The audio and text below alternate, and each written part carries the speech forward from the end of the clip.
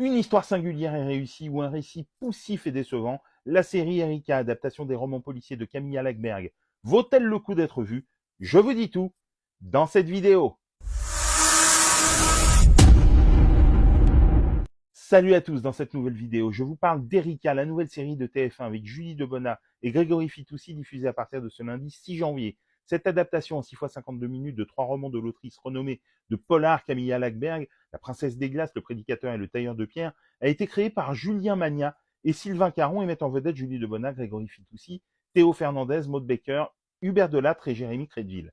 Écrite par Julien Magnat, Sylvain Caron et Thomas Boulet, et réalisé par Frédéric Berth, on y suit les aventures d'Erika Faure, une romancière à succès qui a le chic pour se retrouver mêlée à des enquêtes criminelles et qui, de retour à Port-Clément, la ville de son enfance, va faire la connaissance du capitaine de police Patrick Sab, avec qui elle va nouer une relation amoureuse. Dire qu'Erika nous a décontenancés n'est pas peu dire, mais il est vrai qu'on attendait plus une intrigue bouclée sur les 6 épisodes plutôt que 3 segments bien distincts, développés chacun sur 2 épisodes avec un fil rouge sentimental tout au long de la saison.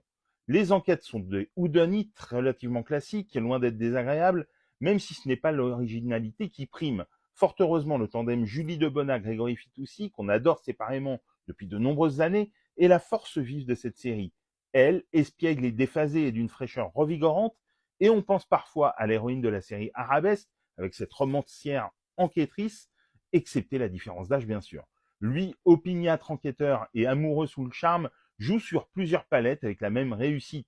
Autour de Théo Fernandez en adjoint de Patrick est impeccable, dans un personnage inattendu, et Maud Baker qui joue le rôle de la sœur d'Erika et le pendant parfait de Julie Debona, exhalant séduction et peur à la fois.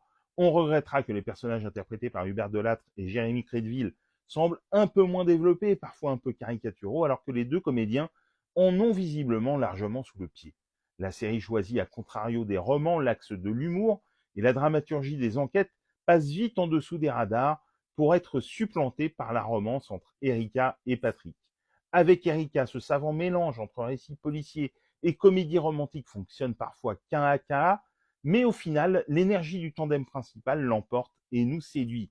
Erika, avec Julie Debona et Grégory Fitoussi, est diffusée sur TF1 à partir de ce lundi 6 janvier. Dites-moi en commentaire si vous l'avez vue et ce que vous en avez pensé. Et sinon, si cette vidéo vous a donné envie de la découvrir, et pour des conseils ciné, séries, livres, n'oublie pas de t'abonner.